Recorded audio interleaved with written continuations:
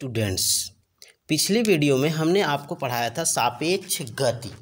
जब दो व्यक्तियों अथवा वस्तुओं की गतियों का तुलनात्मक आकलन किया जाता है।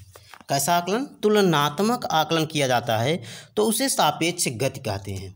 अब सापेक्ष गति के कुछ एग्जाम्पल्स आपको दिए जा रहे हैं, जिसमें से पहला एग्जाम्पल यह दो प्रकार से ज्ञात की जा सकती है। पहला क्या है कि यदि दो व्यक्ति अथवा वस्तु एक ही दिशा में, दो व्यक्ति हों या दो वस्तुएं हों, एक ही दिशा में गति कर रहे हों तो सापेक्ष गति उनकी गतियों के अंतर के बराबर होता है। जैसे एग्जाम्पल में हमने आपको दिया है कि माना ए की चाल 40 किलोमीटर प्रति घंटा पूर्व दिशा में, बी की चाल 80 किलोमीटर प्रति घंटा पूर्व दिशा में, तो यानी कि एक ही दिशा में है दोनों, पूर्व दिशा में, तो ए के सापेक्ष बी की चाल 80 - 40। अगर बी के सापेक्ष ए की चाल पूछता तो 40 - 80 निगेटिव आता। ए माइनस बी की सापेक्ष चाल ए माइनस बी 40 - 80, ठीक। और ये आया कितना? 40 किलोमीटर प्रति घंटा। चाल है, ऋणात्मक कभी नहीं होगी। दूसरा नियम है, यदि दो व्यक्ति अथवा वस्तु विपरीत दिशा में जा रहे हैं तो उनकी सापेक्ष गति उनकी गतियों के योग के बराबर होता है।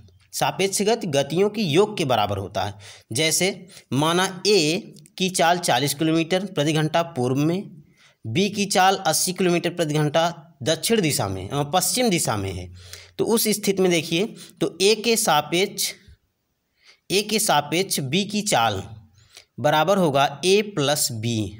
यहाँ योग हुआ, जब समान दिशा में था तो अंतर और विपरीत दिशा में है तो योग। तो 40 - 80 बराबर 120 किलोमीटर प्रति घंटा। ये ए के सापेक्ष बी की चाल है। अब बी के सापेक्ष ए की चाल, यह भी 120 आएगा क्योंकि ए प्लस बी यहाँ भी होगा। 40 + 80 बराबर 120 किलोमीटर प्रति घंटा। इसके बाद आप पढ़ने वाले हैं कि त्वरण।